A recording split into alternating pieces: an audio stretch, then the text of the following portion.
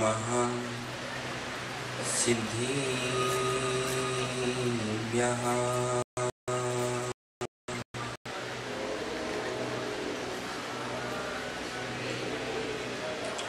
छायकमनन्तिमेकं त्रिकालशैर्वार्तियुगपदं भासम् सकल सुखधाम सततं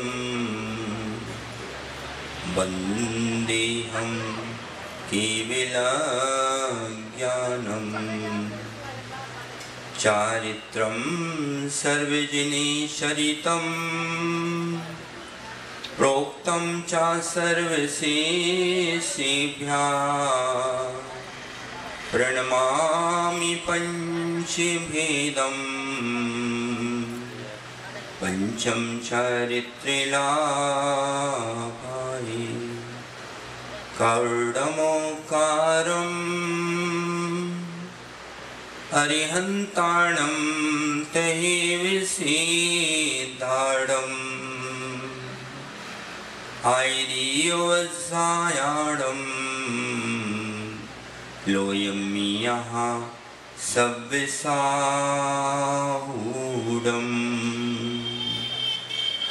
अनंत अनंत असिद्धि सिद्ध परमेश्वरी भगवान की आदि तीर्थंकर 1008 श्री आदिनाथ भगवान की अष्टम तीर्थंकर 1008 श्री चंद्रनाथ भगवान की प्राकृतिक वांग्मय के परम प्रोधा आचार्य भगवान श्री कुंद कुंद भगवान की अध्यात्म रस रसिक अध्यात्म उपदेष्टा अध्यात्म योगी मम गुरु आचार्य भगवान श्री गुरुदेव विशुद्ध सागर जी महाराज की 3,9 करोड़ महामुनिराजों की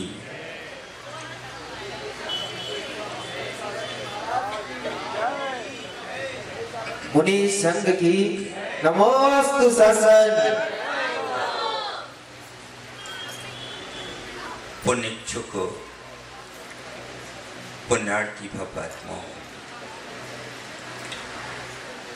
आज पुनः हमारा अतीव पुण्य का अवसर आया है कि हम इस अतिशय तीर्थभूत शिहोरा नगरी में चंद्रनाथ भगवान के आंगन में बैठकर के उस चंद्रचर्या के धारी निर्घंटों की अमर वाणी को सुन रहे थे, जिस वाणी को सुनकर के एक रागी वैराग्य को प्राप्त हो जाता है, जिस वाणी को सुनकर के जिसके तीर्थंकरों के तत्व की ज्ञानम के अभ्यास से एक वीतरागी अरिहंत बन जाता है, और जो एक बार अरिहंत बन जाता है उसके संपूर्ण कष्ट क्षय को प्राप्त होते हैं और वो शाश्वत सुख अनंत सुख सिद्धत्व को प्राप्त हुआ करता है। वह कौन सी वस्तु है वकील साहब, अध्यक्ष जी? वह कौन सी वस्तु है कि आज हमको इस पांडाल में बैठकर के तीर्थंकर भगवान की स्तुति करना पड़ रहा है? संतोष भैया, हमें विचार करना है कि आज हमारे लिए तीर्थंकर भगवान के भक्त बनकर के हम बैठे हैं, लेकिन हम भगवान क्यों नहीं बने? उदय भैया, हम भगवान क्यों नहीं बने?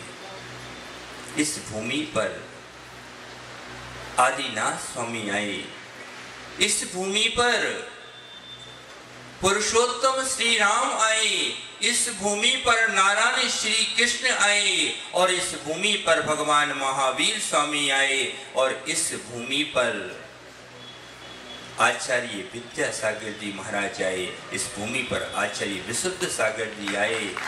परंतु हम वहीं के वहीं क्यों हैं? क्या आपको मालूम है, जब पिछली बार आचार्य भगवान यहाँ आए थे तो श्रमण सागर जी उस समय ब्रह्मचारी भैया थे और उन्होंने ऐसा ऐसा पुरुषार्थ किया कि एक तो स्वयं मुनिराज बन गए और अपने छोटे भाई को औचित्य सागर बना दिया। कर्म, इस संसार में कर्म की बड़ी विचित्र महिमा है। उदय भैया, कर्म की विचित्र महिमा है कि एक ओर जब प्रातः काल पूर्व दिशा में सूर्य की उदय होता है, लेकिन वह संध्या काल को सूर्य ढल जाया करता है। आदित्य भैया, सूर्य पूर्व दिशा में उदित होता है, मध्याह्न काल में प्रचंडता को प्राप्त होता है, लेकिन संध्या काल को वह सूर्य पश्चिम दिशा में अस्त हो जाया करता है। ऐसे ही मोना भैया, जब पुण्य प्रचंड होता है, जब पुण्य प्रचंड होता है अनुराग भाई, जब पुण्य प्रचंड होता है तो शत्रु भी हमारे चरणों में माथा टेकने के लिए खड़ा हो जाता है, और जब पुण्य छीन होता है तो अपना सगा भाई डंडा मारने के लिए तैयार हो जाया करता है। दिन बदलते देर नहीं लगती। सनत भैया, दिन बदलते देर नहीं लगती है, सूत्र को ध्यान रखना। जिस भूमि पर कभी कोई कचरा डाला करते थे और आज इस भूमि के दिन फिरे कि आज तीर्थंकर भगवान के सिर पर यहाँ पर कलश धर रहे हैं। दिन बदलते देर नहीं लगती है। जो कभी सिंहासन पर बैठकर राज किया करते थे, सोनू भाई ये सूत्र याद रखना, दिन बदलते उदय भैया, दिन बदलते देर नहीं लगती है, क्योंकि कर्म उठाता, कर्म गिराता, कर्म हंसाता, कर्म रुलाता और कर्म ही दर दर पर भटकाता। कर्म ही दर दर पर भटकाता। कर्मों की गति देखो, कर्मों की गति देखो कि एक ही मां की 4 संतानें, एक सम्राट बन गया, एक भिखारी बनकर के मार्ग पर घूम रहा है।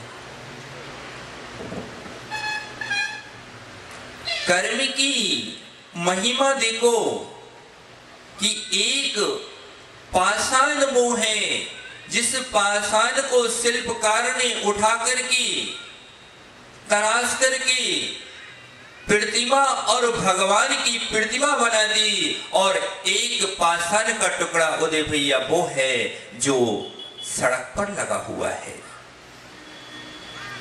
एक पाषाण के सामने जाकर के उदय भैया पुष्प लेकर के आते हैं, जल लेकर के आते हैं और उस प्रतिमा के सामने पुष्प अर्पण करके जल को अर्पण करते हैं, प्रणाम करते हैं, और वही उदय भैया एक पाषाण पर पैर रख करके चले जा रहे हैं। एक ही खदान से सौदामिंद्र, एक ही खदान से वो पाषाण निकला, एक टुकड़ा तुम्हारे भगवान की प्रतिमा बन गया और एक टुकड़े को ले जा करके तुमने संडासी में लगा दिया। कर्म रुलाता, कर्म हंसाता। पवन भैया, कर्म रुलाता, कर्म हंसाता, कर्म उठाता, कर्म गिराता, कर्म ही सिंहासन पर बैठा था और कर्म ही दर दर की ठोकर खिलवाता।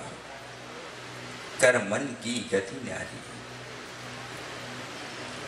कर्मों की गति ऐसी विचित्र होती है, ऐसी विचित्र होती है कि कोई बड़े से बड़े सम्राट भी उसे टाल नहीं सकता है। और कोई छोटा सा छोटा भिखारी भी उसको टाल नहीं सकता है। कर्मन की गति नारी। एक मां की 2 बेटियां उत्पन्न हुई। एक स्वर्ण सुंदरी सी लगती है और एक कोयले से भी ज्यादा काली है। कर्म। एक भाई गुणवंत है, बुद्धिमान है और दूसरे भाई की बुद्धि नहीं चलती है। कर्म। खुदे भैया कर्मों की गति देखिए कि तीनों लोगों पर जिनका राज चलता हो, ऐसे पुरुषोत्तम श्री राम को भी वन में जाना पड़ गया। कर्म की महिमा देखो, कर्म की विचित्रता देखो। लेकिन महापुरुष जो होते हैं वो विपत्ति के दिनों में भी, आपत्ति के दिनों में भी संपत्ति को छोड़ करके वन की ओर चल दिया करते हैं, क्योंकि उनको मालूम है कि कभी भी समय से पहले और भाग्य से ज्यादा कभी कुछ मिला नहीं करता है। पर्श भैया, अतिशय भैया ध्यान रखना, दिन बदलते देर नहीं लगती है। दिन बदलते माताओं, कभी भी विपत्ति आई तो एक ही सूत्र याद रखना कि दिन बदलते देर नहीं लगती है।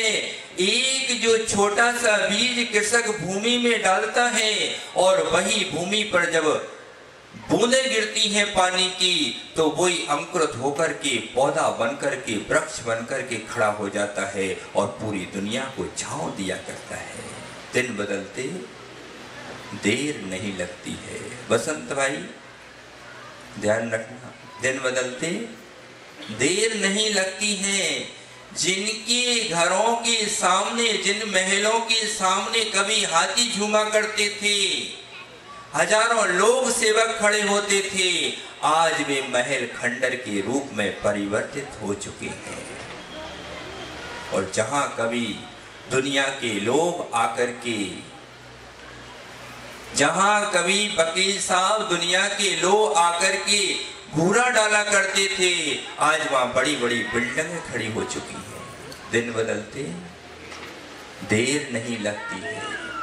हर व्यक्ति सोचता है, उदय भैया, हर व्यक्ति सोचता है कि मेरे अनुसार संसार का परिणमन हो, मैं जैसा चाहूं वैसा हो, लेकिन ऐसा कभी भी होता नहीं है। वकील साहब, अध्यक्ष जी, आपने कभी सोचा था कि मेरे इतने सुंदर काले बाल कभी सफेद होंगे? आपने खूब तेल लगाया, खूब शैम्पू लगाया, लेकिन वो बाल फिर भी सफेद।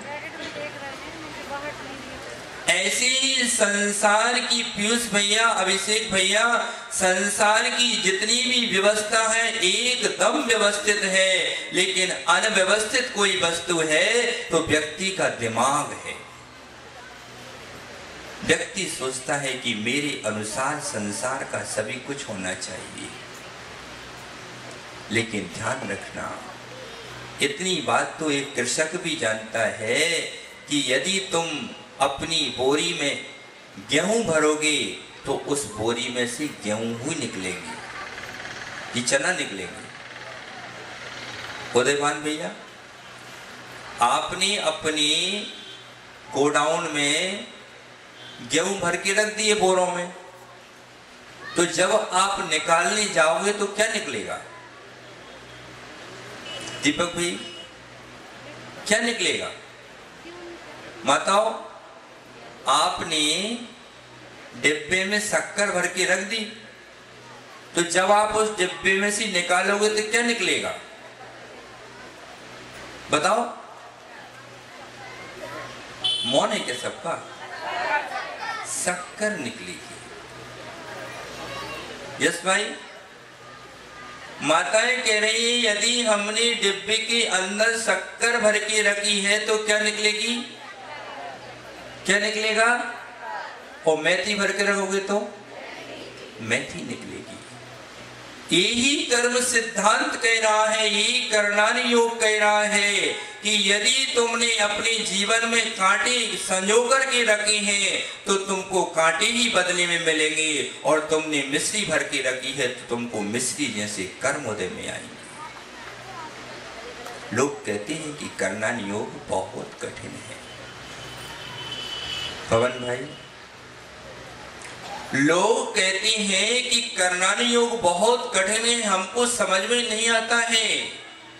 परंतु बंधुओं, कोई भी चीज संसार में कठिन नहीं है,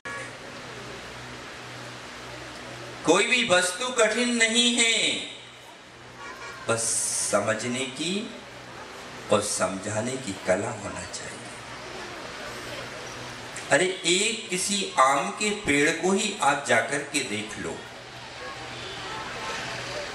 एक आम के पेड़ को जाकर के देख तो तुम्हारे लिए पूरा का पूरा करणानि योग समझ में आ जाएगा। एक आम के पेड़ को देख करके देवेंद्र भाई विचार कर लेना कि निश्चित रूप से कृषक ने यहाँ पर आम की गोई बोई थी। आजकल देखो ना, जो पढ़े लिखे लोग रहते हैं शहरों के, वो क्या करते हैं? आदित्य भाई, आप तो बहुत सिटी में रहते हो, बड़ी में, और वो कपिल भाई कहाँ है? कपिल भैया भी बैठे हैं, वो भी सिटी में रहते हैं।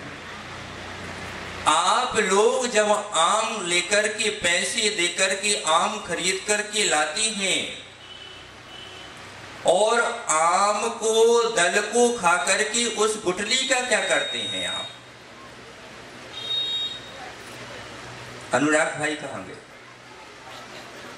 एक पढ़ा लिखा इंसान जो अपने स्टैंडर्ड में रहता है, शहर में रहता है, और वह शहर में रहकर के आम लेकर के जब आता है तो उसके बदले में वो पैसा देकर के आता है। पैसा देकर के वो आम लेकर के घर आया और आम के दल को खाकर के वह आम की गुठली को सड़क पर फेंक देता है। क्या सोनू भैया अच्छा किया इसने?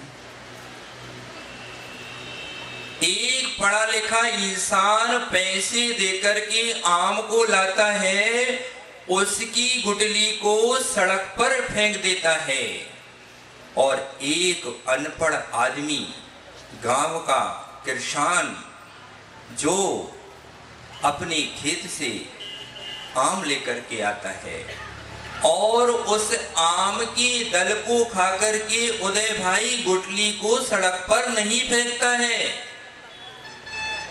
वो उस गुठली को जाकर के खेत की मिट्टी में गाड़ देता है। और खेत की, क्योंकि उसको मालूम है कि दल तो मैंने सेवन कर लिया, लेकिन इस गुठली को यदि मैंने भूमि में गाड़ दिया तो यहाँ पर एक वृक्ष खड़ा होगा जो 50 वर्षों तक लोगों को छाया देगा और फल देगा। ऐसे ही रविंद्र भाई ऐसे ही उस कृषक से कुछ शिक्षा ले लो, उस गुठली से कुछ सीख लो कि एक कृषक ने दल तो खा लिया लेकिन बची हुई गुठली को सड़क पर नहीं फेंक करके मिट्टी में गाड़ दिया तो एक और पेड़ खड़ा हो गया जो 50 वर्षों तक लोगों को फल देने वाला है। अब तुमने यौवन की दल को तो खा लिया है, अब तो गुठली बची हुई है क्या? अब उसको सड़क पर नहीं फेंकना। जैसे श्रवण सागर ने, औचित्य सागर ने एक वृक्ष लगा दिया है, ऐसे तुम भी जाकर के पंचकलानक निपटे। या तो मैं कहता हूं इधर आदिनाथ स्वामी दीक्षा ले और रविंद्र भाई भी दीक्षा लेके भगवान के साथ निकल पड़े। जब वो भगवान की माता पिता बनने में इतना आनंद आ रहा है, जब वो निर्घंतों की पूजा में इतना आनंद आता है मोना भाई, तो जब निर्घंत बन जाओगे तो कितना आनंद आएगा। कर्मन की गति न्यारी, मोटे पेड़ पर अमिया छोटी, पतली बेल पर कद्दू भारी, कर्मन की गति न्यारी। उदय भाई क्या विचित्रता है। कभी कद्दू देखा तुम लोगों ने? यश भाई कहाँ? यश है कि यहाँ पर? यश खड़े हो जाओ, देखो यश के गाल देखो, ऐसे कद्दू भी गोल मटोल रहता है क्या? तो कद्दू का जो प्रणत सागर जी कद्दू देखा आपने? प्रणीत सागर जी तरबूज देखा? तरबूज तो कद्दू का जो फल होता है, तरबूज होता है, तो कहाँ लगता है पता है आप लोगों को? एक पतली सी बेल पर कद्दू लगता है। और अमिया कहाँ लगती पता है? अमिया जानते हैं? अमिया प्रणव सागर जी अमिया जानते हैं आप? हाँ, आम, वो कहाँ लगती है? बहुत मोटे पेड़ पर अमिया लगती है। अनुराग भाई ये कर्मों की विचित्रता देखिए, लेकिन आदमी बड़ा विचित्र है।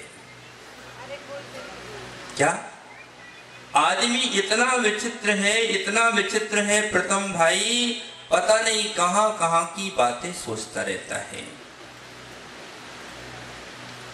अनुराग भाई हमारे अंकुर भाई हैं,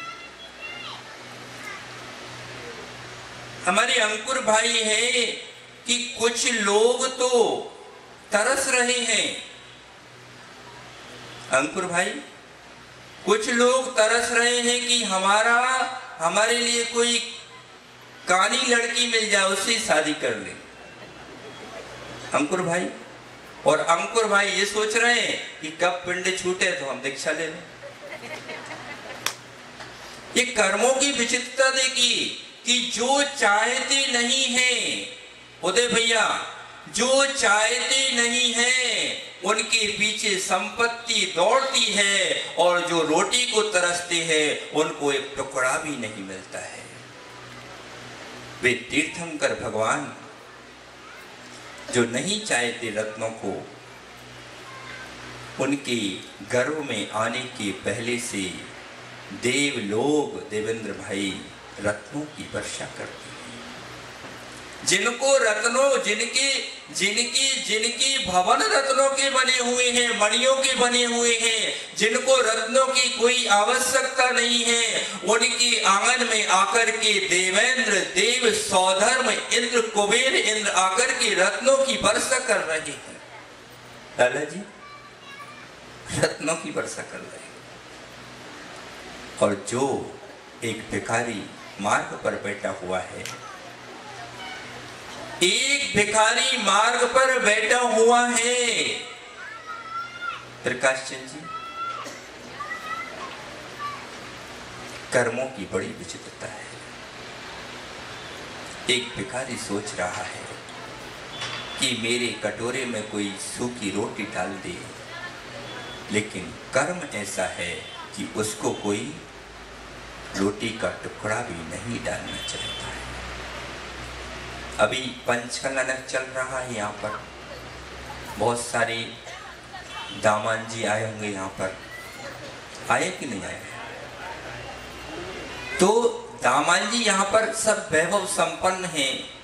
मान लो हो सकता है कोई दामान थोड़ा बहुत कम पैसा वाला हो, तो मान लो कि बसंत भाई आपकी मान लो कि 2 बहनें हैं और एक दामाद पैसे वाला है और एक दामाद कम पैसे वाला है, तो तुम्हारी माँ जिस दामाद के पास करोड़ों की संपत्ति है उसको तो 11,000 का टीका करेगी, और गरीब दामाद होगा तो उसको 11 रुपए में निपटा देगी। देखो दुनिया भरे को भरती है उदय भाई, दुनिया भरे को भरती है। एक एक दामाद के पास सब कुछ है, तब भी उसकी सासू क्या कर रही है? उसको और दे रही है। और मालूम है इसके पास कुछ नहीं है, उसको 11 रुपए दे रही है। जो तीर्थंकर भगवान घरों में आए हैं उनको नहीं चाहिए रत्न, लेकिन देव आकर के रत्नों की वर्षा कर रहे हैं। विचार करने की आवश्यकता है, ऐसा क्यों है? आज हमें ये विचार करने की आवश्यकता है कि ऐसा क्यों है बने भैया, कि जो चाहते नहीं हैं उनके लिए सोने के सिंहासन पर बैठाया जा रहा है। जो चाहते नहीं है, ये माताएं चाहती है कि हमारे लिए सोना मिल जाए, तो सोना मिल नहीं रहा है। बेचारी पति से लड़ लड़ करके 5 साल में जैसे तैसे एक आध हार बनवाएंगी, 5 साल फिर बोलेंगी, फिर चूड़ी बनवाएंगी, फिर 5 साल फिर लड़ेंगी, तब करधनी बनेगी। ऐसी जिंदगी निकल जाती है।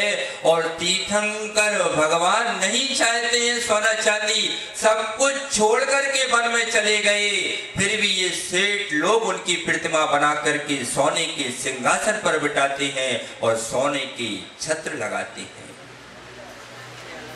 जो चाहते हैं उन्हें बहुत मिलता है, और जो मांगते हैं उनको पानी भी नहीं मिलता है। अनुराग भाई, जो चाहते हैं उनके लिए कोई, पवन भाई, जो चाहते हैं उनकी हो नहीं रही है, और जो छोड़ के वन में जा रहे हैं उनके पीछे दौड़ रही है कि हमसे शादी कर लो। क्या विचित्रता है। कर्मन की गति न्यारी, कर्मन की गति न्यारी। ऐसे एक विचित्र प्राणी था। कोई भी व्यक्ति होता है तो अपनी कर्मों के उदय से उसको सुख दुख मिलता है कि कोई ईश्वर उनको देता है। भैया, ऐसे एक विचित्र प्रकार का प्राणी था। एक विचित्र प्रकार का आदमी था और वो चला जा रहा था। तो अब क्या होता है, किसी लोग बड़े क्षुद्र प्रकार के होते हैं, कुछ लोग बड़े ही क्षुद्र प्रकार की उनकी आदतें होती हैं। वो किसी के अच्छे काम की भी प्रशंसा नहीं करना चाहते हैं। आपने सुना होगा, तुलसीदास का नाम सुना है किसी ने? उन्होंने एक बहुत महान ग्रंथ लिखा श्री रामचंद्र जी पर, रामचरितमानस, जो इस युग का सबसे श्रेष्ठ काव्य है। इतनी मधुरता उसमें भरी और हजारों पृष्ठों का काव्य तुलसीदास ने लिखा। लेकिन गलती एक की उन्होंने, उदय भाई, कभी भी जिंदगी में अच्छा काम करो तो किसी विरोधी के पास सलाह लेने नहीं जाना। संत तुलसीदास जी ने इतना अच्छा काम किया मोना भैया कि उनसे श्री रामचंद्र जी की कथा को हजारों पृष्ठों में छंदबद्ध निबद्ध करके प्रस्तुत किया। लेकिन एक क्षुद्रान्वेषी व्यक्ति के पास उसको लेकर के गए, उनको बताया कि भाई मैंने ये काव्य लिखा है रामचंद्र जी पर। तो वो व्यक्ति क्या बोला पता है? वो व्यक्ति क्या बोला उदय चंद जी, वकील साहब? वो व्यक्ति 1000 पृष्ठ के ग्रंथ को देखने के बाद उस व्यक्ति को बसंत भाई एक भी अच्छाई उस ग्रंथ में नहीं दिखी।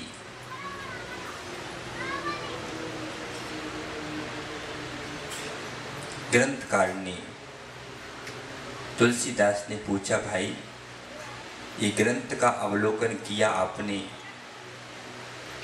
तो कुछ बताइए कैसा लगा आपको? तो वो क्या कहता है पता है कि रावण दो जन्ना, उनने उनकी सिया धरी और उनने उनको मारना, इतनी शीशो काथन ना, और तुलसी तुमने लिंग दो पोथन ना। तुलसीदास जी ने कहा विचित्र आदमी है ये तो, मैंने वर्षों वर्षों तक इतनी काव्य लिखी, इतनी मेहनत की और इसका फल ये दे रहा है। आदमी बड़ा विचित्र था, क्षुद्राण वेशी था, वो हमेशा दोष ही देखा करता था, हमेशा लोगों में दोष ढूंढा करता था कि कहीं पर मुझे दोष मिल जाए, क्योंकि सुअर की आदत होती है कि वो विष्ठा ही खाया करता है, जौ की आदत होती है वो रक्तपान ही किया करती है। ऐसे ही नीच पुरुषों की आदत होती है कि वे सत्पुरुषों में भी अवगुण देखा करते हैं। कर्म मन की गति न्यारी। उच्चधारण वेशी एक बार ग्रीष्म की तपन में चला जा रहा था और उसको बहुत बहुत भयंकर गर्मी लग रही थी, तो जाकर के एक अमिया के पेड़ के नीचे, आम के पेड़ के नीचे जाकर के बैठ गया। अब उसकी तो आदत थी कि उसको तो कहीं ना कहीं क्या देखना, क्या देखना, क्या देखना, एक पुरुष वो है कि जिसने विवाह किया, संतान उत्पन्न की, तो उसने अपनी बेटियों के नाम भी रखे, तो गुणमाला, जयमाला, सुखमाला, ऐसे सुंदर नाम रखे। और एक वो व्यक्ति है कि आम के पेड़ के नीचे जाकर के बैठ गया और जब ठंडी हवा चली तो वहीं पर आम के पेड़ के नीचे लेट भी गया, बोला कि थोड़ा विश्राम कर लेता हूं। और उसने ऊपर देखा, प्रणीत सागर जी जैसे ही उसने ऊपर देखा तो बहुत मोटे पेड़ पर छोटी छोटी अमियां लगी हुई थी और विचार करने लगा। क्या विचार करने लगा कि भगवान भी बड़े विचित्र होते हैं कि इतने मोटे पेड़ पर इतनी छोटी छोटी अमियां लगाई। क्या क्या विचार कर रहा था स्वधर्मेंद्र जी? वो व्यक्ति विचार कर रहा था, प्रकाश भैया, रविंद्र भाई, कि भगवान भी बड़े विचित्र हैं, भगवान में कुछ आता नहीं है भगवान को, कि भगवान ने इतनी पतली बेल पर कद्दू तो इतने बड़े लगाए, लेकिन इस मोटे पेड़ पर इतनी छोटी छोटी अमियां क्यों लगाई? कद्दू यहां पर लगाना था और अमियां वहां लगाना था। अब देखो उस विचित्र व्यक्ति की आदत, हम मतलब भगवान को भी दोष देने लगते हैं, जबकि भगवान किसी के कर्ता नहीं है। अब वो सोचने लगा, विचार करने लगा। इतने में क्या हुआ, विचार करते करते वो बहुत कोस रहा था भगवान को कि भगवान बहुत खराब आदमी है, कुछ समझते नहीं है। जैसे कि कुछ शिष्य ऐसे होते हैं कि अपने गुरु को दोष देते हैं कि इनको कुछ आता नहीं है, और कुछ बेटे ऐसी संतान होती है अपने पिता को कोसते रहते हैं कि भैया कुछ किया ही नहीं है मेरे लिए, कुछ दिया ही नहीं है मेरे लिए। कोसने की आदत है। लेकिन क्या होता है कि अब ठीक है, माता पिता हैं, दयालु रहते हैं कि हमने एक संतान को उत्पन्न किया है तो इसको कष्ट, क्योंकि एक सच्चा किसान भी होता है तो वह अपने पेड़, लगाए हुए पेड़ को काट करके नहीं फेंकता है। लेकिन कुछ कलयुग की माताएं ऐसी हैं कि अपनी ही संतान को गर्भ में जो होती हैं उनको जन्म लेने के पहले ही मृत्यु उनकी कर देती है। आज गर्भ कल्याणक है। वो व्यक्ति सोचने लगा भगवान के बारे में और उसकी निद्रा लग गई, झपकी लग गई। अब झपकी लग गई देवेंद्र भाई, तो थोड़ी देर बाद क्या हुआ, अब उसकी तो झपकी लग गई। अब झपकी लगने के बाद थोड़ी सी हवा चली तो एक कच्ची कैरी टूट करके उसके सिर पर गिर गई। क्या हुआ अनुराग भाई? एक कच्ची कैरी हवा के झोंके से टूटी और वो कैरी टूट करके उसके सिर पर जाकर के गिरी। और जैसे कैरी उसके ऊपर, थोड़ा क्रोधित तो था ही, अब वो एकदम से उठा और सबसे पहले उसने ये देखा कि मुझको मारा किसने है। अब जैसे ही उसने उठाया, वो कैरी पकड़ी हाथ में, तो वो बड़ा उसकी बुद्धि ठीक हो गई। उसने कहा भगवान क्षमा करो, मुझको क्षमा करो, मैंने बहुत भला बुरा कहा। ये अच्छा हुआ कि तुमने यहाँ पर कद्दू नहीं लगाया, नहीं तो आज तो मेरी मृत्यु। ऐसे ही अनुराग भाई, हम कभी भी ज्येष्ठों को कभी बुरा मत बोलो, ज्येष्ठों को ये मत कहो कि ये गलत है, गुरु को कभी दोष मत दो, क्योंकि ज्येष्ठ पुरुषों की बुद्धि बहुत ऊंची होती है, ज्येष्ठ पुरुषों की बुद्धि बहुत उत्कृष्ट हुआ करती है। कर्मों की गति में है, चिंतन चल रहा है, चर्चा चल रही है कर्मों की, कि एक बेभव आत्मा है जिसने तीर्थंकर के रूप में जन्म लिया, जो तीर्थंकर की प्रकृति को बंद करके गर्भ में आया हुआ है, और देव भी तीनों लोकों में उसका उत्सव मनाया जा रहा है। एक वो व्यक्ति है कि स्वर्ग के देव सौदर में इंद्र और कुबेर आकर के उनकी जन्मोत्सव की तैयारियां कर रहे हैं, और एक वो व्यक्ति है कि जिसका कब जन्म हुआ, कब है मर गया, किसी को कुछ पता? बताओ, डिब्बे के अंदर क्या है? डिब्बे के अंदर यदि मिश्री भर के रखोगे तो क्या निकलेगा? और डिब्बे के अंदर मेथी भर के रखोगे तो क्या निकलेगा? मेथी ही निकलेगी। इसलिए आज से ये निर्णय करके जाना यहाँ से कि जो कर्म उदय में आ रहे हैं वो कोई भगवान या ईश्वर हमको नहीं दे रहे हैं, हमने ही ऐसे कर्मों को एकत्रित करके रखा है जो आज उदय में आ रहे हैं। किसी को दोष देने की आवश्यकता नहीं है, विचार करना है। कारण कार्य विधानम, कारण कार्य विधानम। उदय भाई, सभी लोग कार्य देखते हैं लेकिन कारण को नहीं देखते।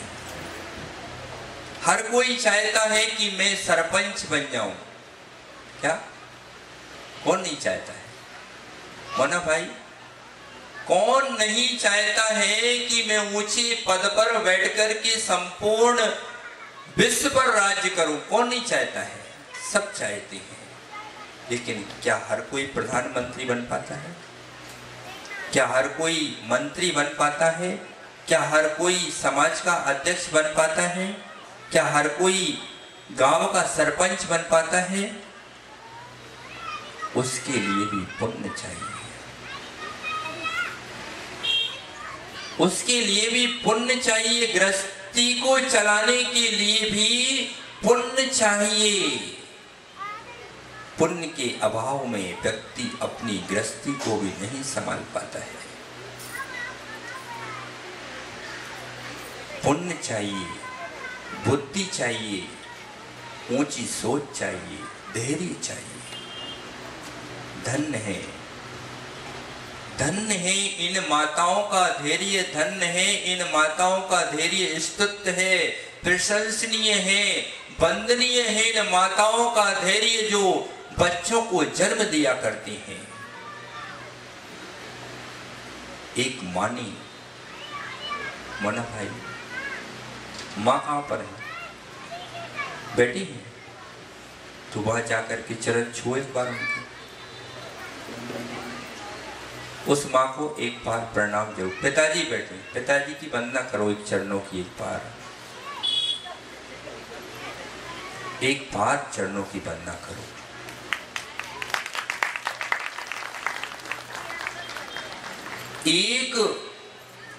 एक माता पिता का धैर्य देखो कि उसने एक मां से पूछना कि एक मां जब गर्भ धारण करती है 9 माह तक संतान को अपने गर्भ में धारण करती है। पीयूष भैया, आज क्या है? गर्भ कल्याणक है।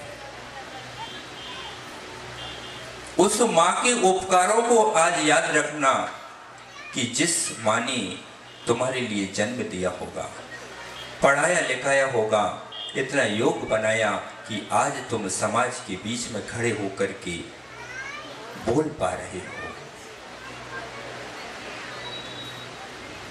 उस मां के धैर्य की वंदना करना, उस मां के त्याग की वंदना करना, स्तुति करना, प्रणाम करना कि जिस मां ने तुम्हारे लिए गर्भ धारण करके जन्म दिया।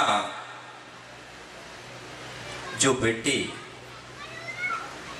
माताओं, यदि तुम्हारा बेटा कभी तुमसे ऊंची आवाज में बात करे, तुम्हारा तिरस्कार करे, तो उस बेटे से कहना कि बेटा तू एक दिन मां बन करके देख और एक 10 किलो का पत्थर लेके आना और उसके पेट पर बांध देना।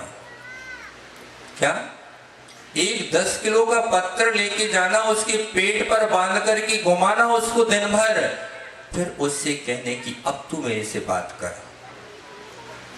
उस मां के धैर्य को देखो कि अपनी गर्भ में संतान को रखती है और गर्भ में जो संतान है जन्म के बाद तो वो लालन पालन करती है, लेकिन जो विवेकी मां हुआ करती है वो गर्भस्थ संतान की भी लालन पालन करती है। वो ये ध्यान रखती है कि मैं मिर्ची नहीं खाऊंगी, यदि मिर्ची खाऊंगी तो मेरे बेटे को जलन हो सकती है। उन माताओं की मैं बिल्कुल बात नहीं कर रहा हूं कि जो अपनी ही संतान की घातक बन जाया करती है। अब क्या है, जमाना बदल गया है। पहले घर के मध्य में आंगन होता था तो पूरा घर आनंद से भरा होता था। अब जिस घर में आंगन ही नहीं है उस घर में आनंद कहाँ आएगा। घर में बुजुर्ग लोग रहते थे तो आनंद आता था। अब जिस घर में ऐसे पैक कमरे बना लिए कि हवा ही नहीं जा रही है, आंगन ही नहीं है, तो उस घर में तो बीमारियां आना ही है। एक गर्भस्थ जो बालक है उसके लिए वो मां कितना ध्यान रखती है, संभाल के बैठना, संभाल के चलना, संभाल करके बोलना, संभाल करके भोजन पान करना, संभाल करके वस्त्र पहनना, संभाल करके सहन करना। और जो अविवेकी माताएं होती हैं, गर्भ को धारण कर लेती हैं, मालूम है जो वाहन है कितनी बार अपने ही अविवेक के कारण आपकी संतान मरण को प्राप्त हो जाती है। गर्भ जब धारण होता है तो वाहनों से बचना चाहिए। आप वाहन पर बैठ कर के जा रहे हैं, अचानक दचका लगा और गर्भपात हो जाया करता है। आपने विवेक ही नहीं था खाने का, इतनी तीक्ष्ण वस्तु का सेवन कर लिया कि आप जब तक गर्भ पका ही नहीं था उसके पहले ही वो गर्भ वहीं पर समाप्त हो गया। जमाना बदल रहा है। आजकल के कृषकों को देखा आपने? पहले के कृषक अपने हाथ से फसल काट करके निकालते थे, लेकिन आजकल ऐसे किसान हो गए हैं अपने ही हाथों से अपनी भूमि को बंजर करते हैं। बोले भैया आजकल क्या करते हैं, हार्वेस्टर से फसल निकलवाई और आग लगा देते हैं। आपको मालूम है कि अग्नि की तपन से वो भूमि बंजर हो जाती है। ऐसे ही कुछ माताएं ऐसी होती हैं कि विवाह के 2-3 वर्ष व्यतीत हो गए, लेकिन ऐसी औषधियों का सेवन कर रहे हैं कि जन्म नहीं ले पाए संतान, और ऐसी इतनी सारी औषधियों से अपने उन तंतुओं को झुलसा लिया कि अब संतान उत्पत्ति की शक्ति ही नहीं बची, शक्ति ही नहीं बची। इतनी ज्यादा गर्म वस्तुओं का सेवन कर लिया कि अब आपकी ही गलती से संतान का क्षय हो गया। और मालूम है अध्ययन करने की आवश्यकता है। चाहे वो माँ हो, चाहे वो वैद्य हो, चाहे व्यापारी हो, चाहे संत हो, चाहे सम्राट हो, चाहे पंडित हो, उसको अध्ययन करने की आवश्यकता है। आपको मालूम है कि संतान तोतली उत्पन्न क्यों होती है? आपको मालूम है कि संतान अपंग उत्पन्न क्यों होती है? जो मां 5 दिन की अशुद्धि में काम सेवन करती है, उसको निश्चित रूप से अपंग संतान उत्पन्न हुआ करती है।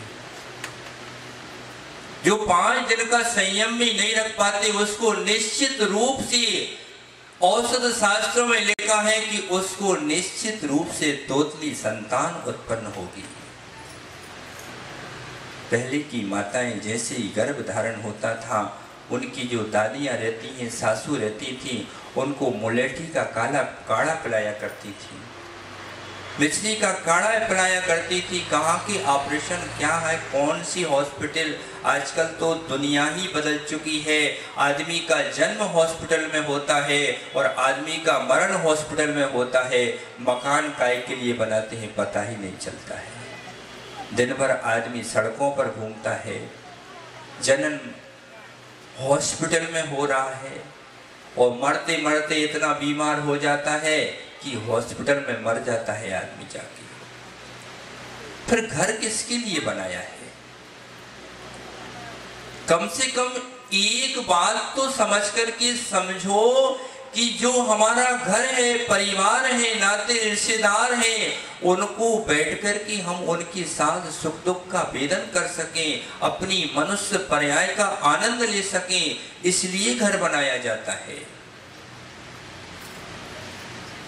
आज गर्भ कल्याणक है। सीधी सी बात यह है कि जैसा भरोगे वैसा ही निकलेगा। जो तुम भरोगे वैसा ही निकलेगा, जैसा तुम करोगे वैसा ही कर्मोदय में आएगा। किसी को दोष देने की आवश्यकता नहीं है। आज हम रोते हैं, आज कितनी सारी माताएं तड़पती हैं कि हमारी संतान नहीं हो रही है, लेकिन आप कार्य को देख रहे हैं, कारण को नहीं देख रहे हैं। जो यदि तुम कारण को देखना प्रारंभ कर दो तो तुमको रोना बंद हो जाएगा।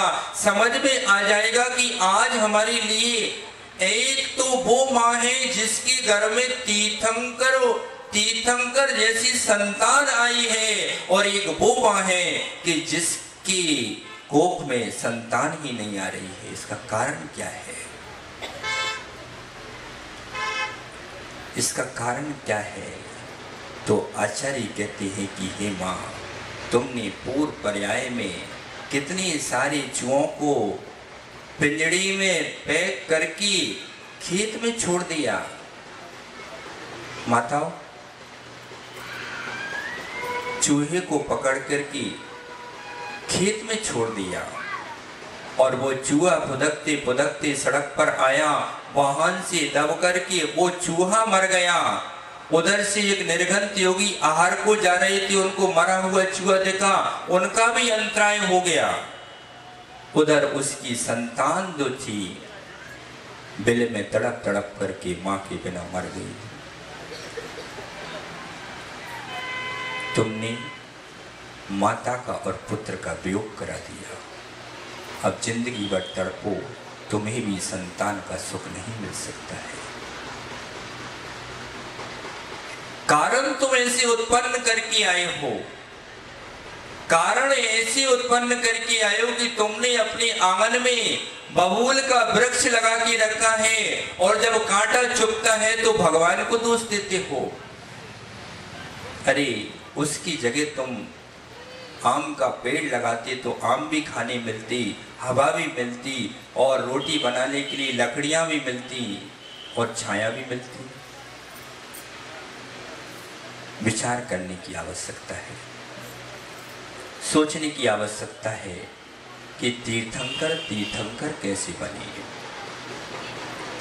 चिंतन करने की आवश्यकता है कि तीर्थंकर तीर्थंकर कैसे बने। आचार्य भगवान विशुद्ध सागर महाराज ने लिखा पीयूष भैया वस्तुत्व महाकाव्य में, पुनरपि जन्मम पुनरपि मरणम, पुनरपि जन्मम पुनरपि मरणम।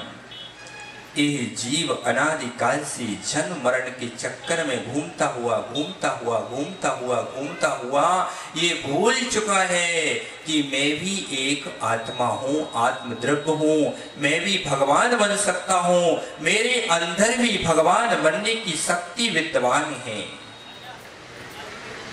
विचार करना है, विचार करने की आवश्यकता है। मोना भैया क्या हो गया? आप सोच रहे हैं कि ये भगवान का समोसन लगा है कि आचार्य परमेष्ठी बोल रहे हैं कि मुनि महाराज बोल रहे हैं, समझ में ही नहीं आ रहा है। सब ऐसे सुनसान बैठे हैं जैसे कि कुछ हो गया।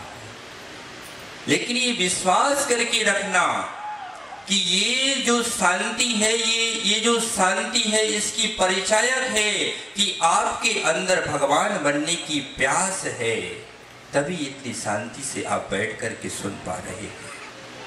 और ये भी निश्चित मान के चलना, ये शांति एक दिन तुम्हारे लिए शांतिनाथ भगवान जैसे तीर्थंकर के पद को प्रदान करने वाले। पीयूष भाई, माइक में ईको ना हो। अभिषेक भाई, माइक में ईको ना हो और भोजन में मीठो ना हो तो मजा नहीं आतो है। ऐसे ही प्रवचन में मधुरता ना हो तो कोई मजा नहीं आता। क्या? जब प्रवचन में तत्व की गहराई होती है, चिंतन की ऊंचाई होती है, शब्दों की समरसता होती है, वाणी की झंकार होती है, नीति की मिठास होती है, मधुरता की मिश्री होती है और नाय का पगार होता है, तो संसार के प्राणी भी उन गुरुओं के चरणों में शांत होकर के चर्चा को सुना करते हैं।